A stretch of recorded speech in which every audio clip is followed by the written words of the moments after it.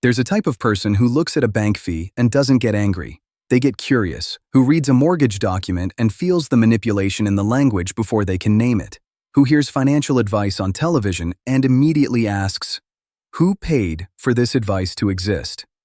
Most people call them suspicious. The ones who run the numbers call them right. This is what it's actually like to have financial pattern recognition, and why it's one of the most psychologically isolating experiences in modern life. From a behavioral finance point of view, this comes from something researchers call financial incongruence detection. Imagine the average person walking through a mall. They see prices, they make decisions, the transaction ends. But these people's brains work differently. Their brain is running a 24/7 data collection machine, flagging every moment when what a product says it does doesn't match what it's actually designed to do. The bank fee that's labeled as service charge but funds the bank's executive bonuses. The insurance plan that's marketed as protection but designed for non-payment. The retirement product whose fees compound to swallow a third of your savings over 30 years. Federal Reserve data shows the average American pays $329 a year in fees on products they were told were free. People who see through systems paid $31 in the same study. The gap is not income, it is perception.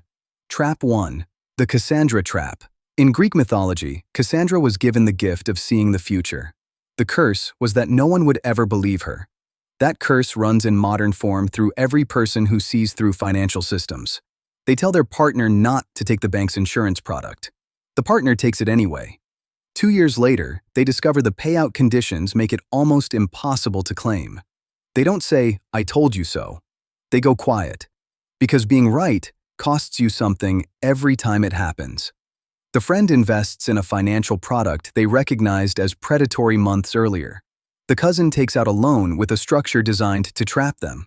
The colleague signs up for a credit card whose terms they could see were a mathematical loss. Every time, they tried to warn.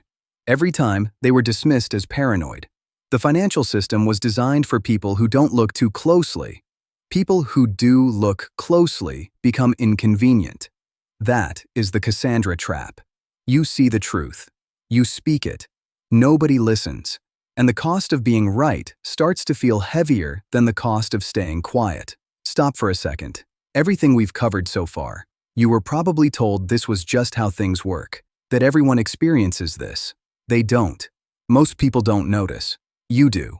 And that difference is the subject of the rest of this video. Trap 2. Analysis paralysis. When you can see the mechanism in every financial product, decision-making becomes heavy. They see the 2.3% management fee on their retirement fund. They calculate it.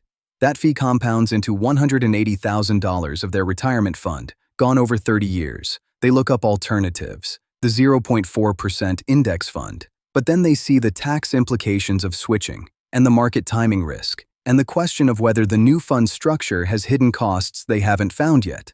And they stop. They see so clearly that they cannot act. This is the second trap.